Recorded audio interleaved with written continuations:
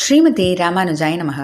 மூகம் கரோதி வாசாலம் பங்கும் லங்கயதே கிரிம் யத்கிருபா தமஹம் வந்தே பரமானந்த மாதவம்.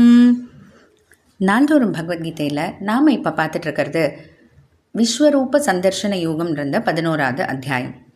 இதில் இப்போது கடந்த சில ஸ்லோகங்களாக சஞ்சயன் அவர் கண்கள் மூலமாக அங்கே குருக்ஷேத்திரத்தில் பகவான் அர்ஜுனனுக்கு காமிக்கக்கூடிய அந்த விஸ்வரூபத்தை திருத்ராஷ்டனுக்கு ஒரு 4-5 ஸ்லோகங்கள் மூலமாக சுருக்கமாக சொல்லிட்டு வரதை நம்ம பார்த்துட்ருக்கோம். அதில் இப்போ பார்த்தீங்கன்னா 11வது ஸ்லோகத்தில் தேவம் அப்படின்னு ஒரு வார்த்தையை பார்த்தோம். சர்வாச்சரியமயம் தெய்வம், அதாவது உலகில் இருக்கக்கூடிய அத்தனை அந்த வியக்கத்தக்க பொருட்களையும் அத்தனையும் தன்னோட அந்த திருமேனியில் உள்ளதாய் தெய்வம். இந்த இடத்துல தெய்வம்னா தெய்வம்னு சாதாரணமாக இல்லை, அதாவது அவ்வளோ சுலபமாக பார்க்க முடியாத திருமேனி முழுக்க ஒரு ஒளி வெள்ளமாக, ஒளின்னு சொல்லலை, ஒளி வெள்ளமாக பரவி இருக்கக்கூடியது அப்படின்றது தான் தெய்வம்னு பார்த்தோம்.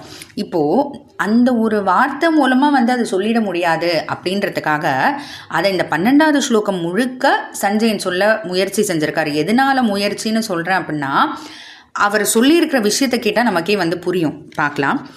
திவி சூரிய சஹஸ்ரஸ்ய பவேத்யுகபதுத்திதா யதி பாஸத்ருஷி சா ஸ்யாத் பாஸஸ்தஸ்ய மகாத்மனஹ.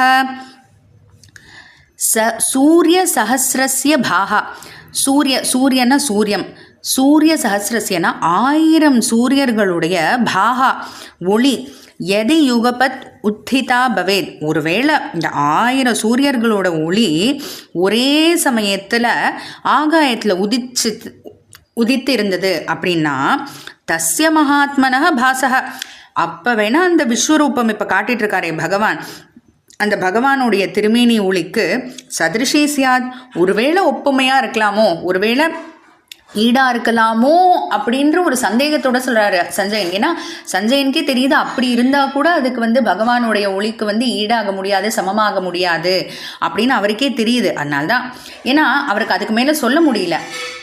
ஏன்னா நம்மளோட இந்த ஒரு சூரியனோட ஒளியே நம்மளால் ரொம்ப நேரம் கண்ணை முடிச்சு பார்க்க முடியாது இல்லையா, கண் சிமிட்டாமல் பார்க்க முடியாது. ரொம்ப நேரம் விடுங்க, 1 நிமிஷம் இல்லை ஒரு 2 நிமிஷம் தாண்டியே நம்ம முடியாது, அதுவும் இவ்வளோ தூரத்தில் இருக்கும்போது. அப்போ யோசிச்சு பாருங்கள், இது ஒரு சூரியன், இது போல் 1000 சூரியர்களாம். அந்த 1000 சூரியர்களுடைய ஒளி ஒரே சமயத்தில் எரிஞ்சது அப்படின்னா அப்போது அதுக்கு ஒரு வேளை சமமாக இருக்குமோ அப்படின்னா, ஏன்னா இதையே நம்மளால் கற்பனை செய்து பார்க்க முடியாது, எப்படி இருக்கும்னு நினச்சி கூட பார்க்க முடியாது. ஏன்னா நம்ம பார்க்கறது ஒரு சூரியன் தான். அப்போ 1000 சூரியன் நம்ம எப்படி, ஏன்னா நம்மளோட நினைவுக்கே அப்பாற்பட்டதாக இருக்குது இந்த ஒரு விஷயமே, இந்த உவமையே நமக்கு அப்பாற்பட்டதாக இருக்குது. அதனால தான் சந்தேகத்தோடு சொல்கிறார். ஏன்னா பகவானோடது அந்த ஒளி பரவி, ஒளி வெள்ளம்னு சொல்கிறாங்க, ஒளின்னு கூட சொல்லலை, ஒளி வெள்ளமாக இருக்கார் அவர் திருமேனி, இந்த விஸ்வரூபமே அப்படின்னு. ஏன்னா அப்போ மற்றவங்களுக்குலாம் பார்க்கும்போது ஏதோ ஒரு ஒளி மாதிரி தான் தெரியுமா, ஏன்னா அந்த ஒளியெல்லாம் தாண்டி பார்க்கறதுக்கே அந்த திவ்யமான கண்கள் தேவை அப்படின்னா அப்போ எப்படி இதை எடுத்து சொல்ல முடியும் திருதராஷ்டிரனுக்கு? அதனால் 1000 சூரியர்கள் ஒரே சமயத்தில் ஆகாயத்தில் உதித்து இருந்தால் அதுக்கு ஒரு வேளை சமமாக இருக்குமோ அப்படின்னு சொல்கிறாரு. இந்த ஊமை எடுத்திருக்காரு இல்லையா, இது சொல்லி புரிய வைக்கக்கூடிய ஊமை இல்லை. இப்போ ஒன்றும் இல்லை, இப்போது நம்ம இப்போது ஒரு பேனா இருக்குது அப்படின்னா, ஒருவேளை 10 பேனா இருந்துச்சுன்னா நீ என்ன செய்வேன்னா, அதனால நம்ம நினச்சி பார்க்க முடியும். ஏன்னா கடைக்கு போனால் 10 பேனான்னு கேட்டால் 10 பேனா கொடுக்க போகிறாங்க. அதனால் அது போல் ஒரு உவமை சொன்னால் நம்மளால் புரிஞ்சுக்க முடியும். ஆனால் 1000 சூரியர்கள், அந்த 1000 சூரியர்களுடைய ஒளின்றதை எப்படி நம்மளால் புரிஞ்சுக்க முடியும்? அதனால் இது நம்மளோட நினைவுக்கு அப்பாற்பட்டதான உவமையாக இருக்குது. ஏன்னா அப்படித்தான் சொல்லி ஆகணும், அப்படி சொன்னால் கூட நம்மளால் புரிஞ்சுக்க முடியாத ஒரு விஷயம் அப்படின்றது தான் ஆச்சரியமான ஒரு விஷயம் இந்த 12வது ஸ்லோகத்தில் சஞ்சயன் சொல்லி இருக்கிறது.